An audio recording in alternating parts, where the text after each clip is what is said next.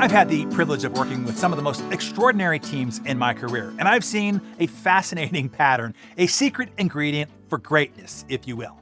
The idea is pretty simple, yet radically counterintuitive. The idea is this: it often takes friction to create excellence on a team. Now, many leaders might cringe at the thought of conflict and friction and discord. Most shy away from conflict or try to tamper it down, any unpleasant disagreement or uncomfortable debate or hard-hitting challenge. However, if we shift our perspective and view friction as a catalyst for refinement, for betterment, we unlock a whole new dimension to its power and potential. There is a short segment from Steve Jobs out of the Lost interview in 1995, still 2 years away from retaking the chief executive role at Apple and transforming them from a loser to a leader in the digital economy, where he talks about the importance of talented people bumping up against each other, where he learned this lesson. Let's listen. What I've always felt that a team of people doing something they really believe in is like when I was a young kid, there was a widowed man that lived up the street, and he was in his 80s. He's a little scary looking, and I got to know him a little bit. I think he might have paid me to mow his lawn or something. And one day he said, "Come on into my garage, I want to show you something." And he pulled out this dusty old rock tumbler. It was a motor and a coffee can and a little band between them.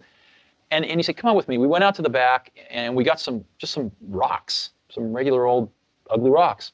And we put them in the can with a little bit of liquid and a little bit of grit powder. And we closed the can up and he turned this motor on. He said, "Come back tomorrow." And his can was making a racket as the stones went around. And I came back the next day and we opened the can and we took out these amazingly beautiful polished rocks. The same common stones that had gone in, through rubbing against each other like this, creating a little bit of friction, creating a little bit of noise, had come out these beautiful polished rocks.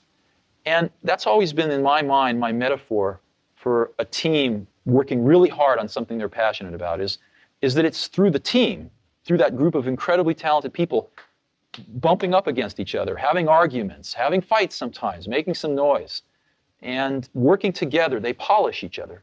And they polish the ideas, and what comes out are these really beautiful stones. So Steve Jobs' metaphor teaches us an important lesson about the value of friction in a team setting. It reinforces the notion that when harnessed correctly, friction can foster growth, innovation, and excellence. It is through the intense interactions, the disagreements, and the hard work that we, like the rocks in the tumbler, become polished. We don't just refine our ideas, we refine ourselves.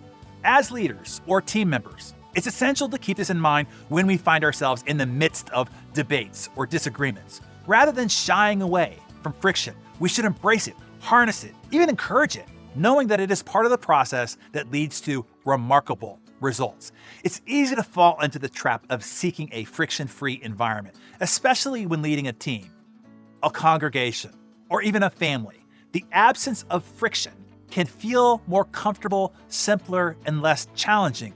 But remember, it's the friction that gives the team its dynamism, its vibrancy, its potential for greatness. So, what are the action items that we can take from Jobs' story? Number one, embrace the friction. Recognize that friction is not a negative force, but a necessary catalyst for growth and innovation.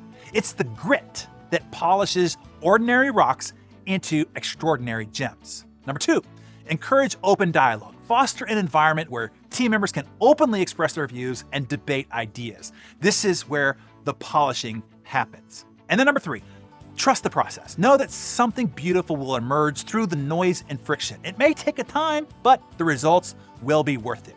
And number four, remain passionate. Like Jobs' story, the polishing process works best when the team is passionate about their work. Passion fuels the resilience and keeps the team motivated even when the process gets arduous and tough. In the end, just like diamonds, excellence isn't born, it's made. It's the result of a process that requires time, pressure, and yes, a whole lot of friction.